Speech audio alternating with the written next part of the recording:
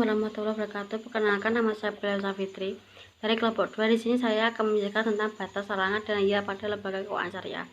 Yang pertama, ada batas sarangan pada lembaga keuangan syariah. Sebagai lembaga keuangan syariah, sebenarnya sistem yang diberlakukan harus sesuai dengan syariah. Tujuannya sebagai LKS tidak boleh memiliki maksud dan tujuan untuk mendapatkan uang tunai belaka sebagai laba, melainkan juga berorientasi pada kesejahteraan masyarakat dan dilandasi syariat Islam. Adapun transaksi dan praktik keuangan di LKS Bank Syariah juga tidak boleh dimasukkan untuk hanya sekedar hilah atau trik untuk menghalalkan praktik riba, gahar, dan masyir. Yaitu yang pertama adalah riba. Riba secara bahasa bermakna tumbuh dan membesar, bertambah banyak. Sedangkan secara istilah riba berarti pengambilan tambahan dari harta pokok atau modal secara batil. Sehingga intinya pengambilan bunga atau pinjaman uang dengan berlebihan sehingga cenderung mencegah kepada eksploitasi atau pemerasan. Riba merupakan suatu bentuk transaksi ekonomi yang kebenarannya bukan disebabkan karena zatnya, namun disebabkan oleh transaksi yang dilakukan haram. Ajaran Islam melarang praktik riba, menabungkan uang, dan mendorong umatnya untuk melakukan investasi karena terdapat perbedaan mendasar antara investasi dan menabungkan uang. Yang kedua yaitu ada gohar. Gohar sebagai bahasa dapat dikaitkan dengan bahasa atau resiko, yang berarti menipu orang dan membuat manusia tertarik untuk melakukan keburukan. Selain salah satunya bentuk yaitu menukarkan suatu benda kepada pihak lain dengan seadanya unsur yang tidak diketahui atau tersembunyinya yang beriman untuk merugikan atau membahayakan.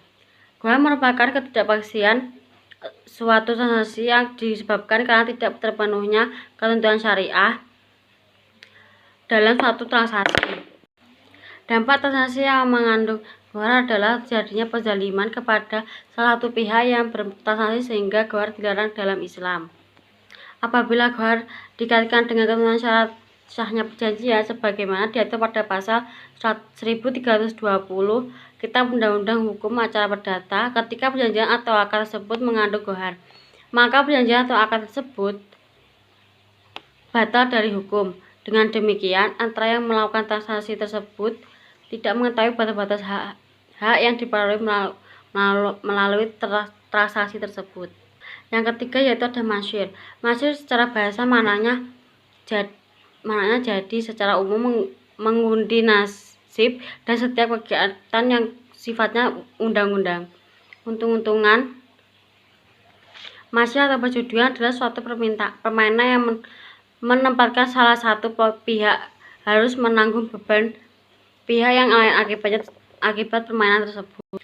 Salah satu sisi dilarangnya masyir karena merupakan usaha untung-untungan yang ditekankan pada unsur spekulasi yang irasional, tidak logis dan tidak berdasar. Bila dilihat dari sisi dampaknya terhadap ekonomi, judi yang karena tidak memberikan dampak peningkatan produksi yang akan memberikan penawaran secara arget barang dan jasa di sektor ini.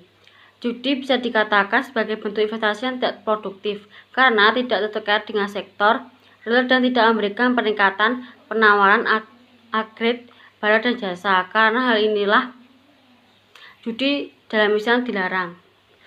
Dan materi yang selanjutnya ada hiyah pada lembaga keuangan syariah. Yang pertama, pengertian dan konsep dasar hiyah dalam lembaga keuangan syariah.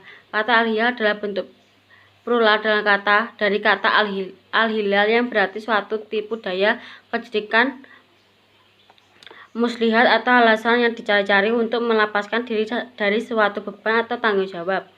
Dalam hukum secara teknis, kata hilal digunakan sebagai suatu saluran legal atau medium untuk suatu tujuan ekstra legal. Dalam hukum Islam, metode hilal merupakan salah satu metode hukum yang masih diperselisihkan penggunaannya, sehingga produk hukum yang dihasilkan pun diperdebatkan keabsahannya. Metode hilal atau trik hukum yang secara bahasa memang mengandung konotasi negatif. Namun di antara ulama terdahulu termasuk sebagai ahli hukum syariah saat ini, menggunakan sebagai metode hukum karena sejumlah alasan agar produk hukum tertentu secara formal tetap tampak sesuai dengan aturan Islam, meskipun dari sisi lain tidak selaras dan dengan prinsip umum hukum Islam. Dalam kajian fikih, meskipun hampir semua mazhab fikih kecuali Hanafi secara tersurat menolak metode hilah dalam menetapkan hukum, namun secara praktek lazim dikenal hilah dengan dua jenis, yakni yang dibolehkan hilah masyru'ah dan yang tidak dibolehkan hilah mahzumah.